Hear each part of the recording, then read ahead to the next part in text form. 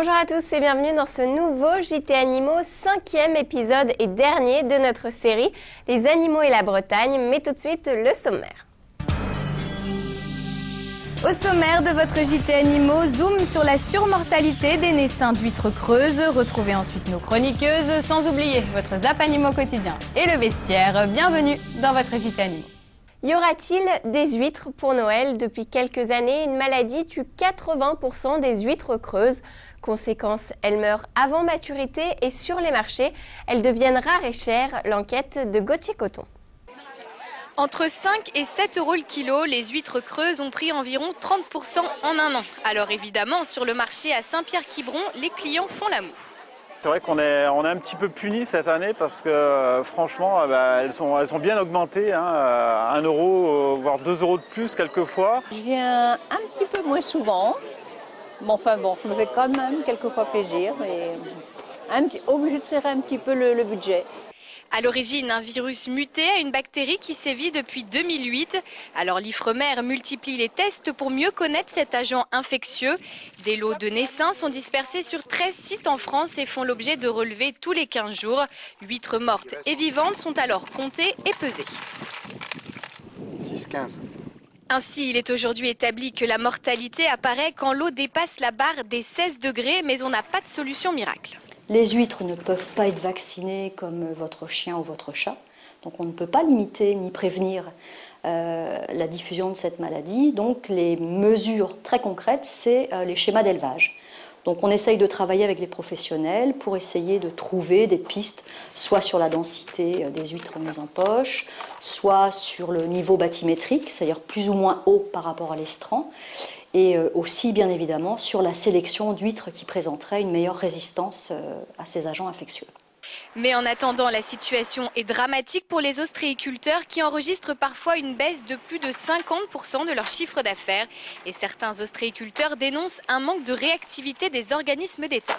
On perd beaucoup de temps. On imagine par exemple, on demande depuis 2008 de voir quels sont les éventuels gisements d'huîtres naturelles qui peuvent exister au niveau mondial.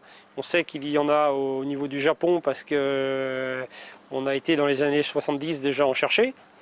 On a simplement été fin 2010 alors que la crise existe depuis 2008. La situation est donc inquiétante pour les professionnels qui perdent 80% de leur production. Mais pour les 20% restants, pas d'inquiétude, elles sont toujours aussi bonnes. Elles n'ont pas changé de goût et le vendeur est toujours aussi sympa. Une race de chiens très présente sur les concours canins fait la fierté de toute la Bretagne, Ève. C'est le chien français le plus répandu au monde et il s'agit de l'Épagnol breton. Alors c'est à la base un pur chasseur, mais c'est aussi l'un des premiers chiens d'arrêt aux États-Unis. Il fascine tellement que chaque année est organisé un championnat international des Épagnols bretons. Cette année, c'est l'équipe de France qui est sortie vainqueur de cette édition. Tout de suite, la démonstration de leur agilité avec Chiara, pour qui le parcours du combattant n'a plus de secret. Regardez.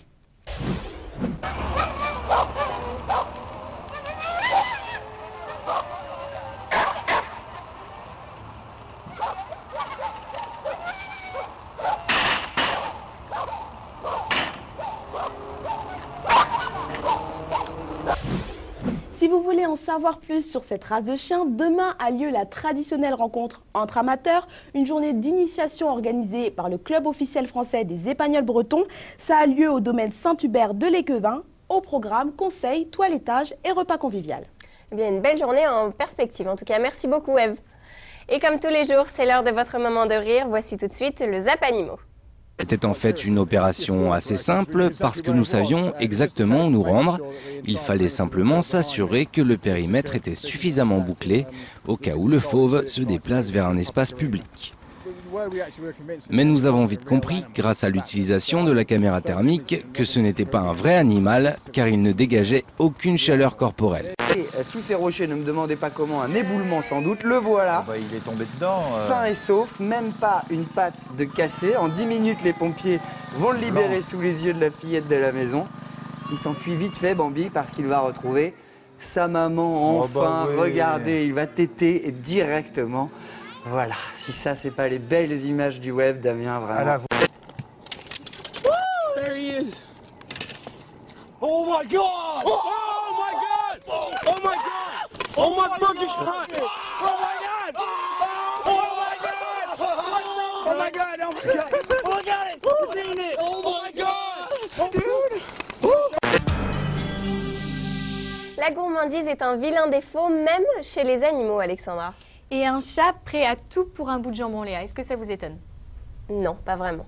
Eh bien, regardez la vidéo qui suit parce que vous allez voir un chat qui est prêt même à défier les lois de la gravité. Regardez.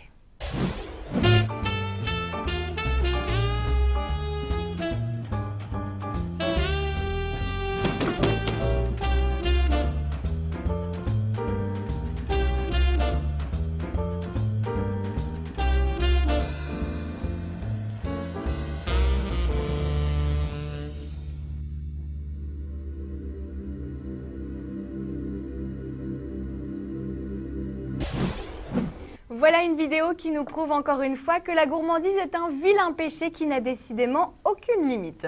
C'est vrai, mais vous n'êtes pas gourmande, vous, Alexandra? Ah mais j'ai des limites quand même. Alors c'est le principal. Merci beaucoup en tout cas. Et comme tous les jours, c'est l'heure de notre bestiaire avec notre linguiste Albéric de Palmar.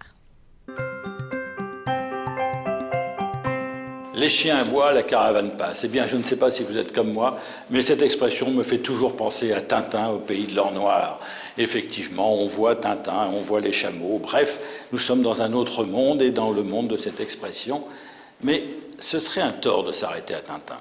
Parce que Tintin, c'est 1920 et quelques, tandis que cette expression date du 19e siècle. Et au 19e siècle, c'est le moment des grandes découvertes, des grandes aventures transsahariennes.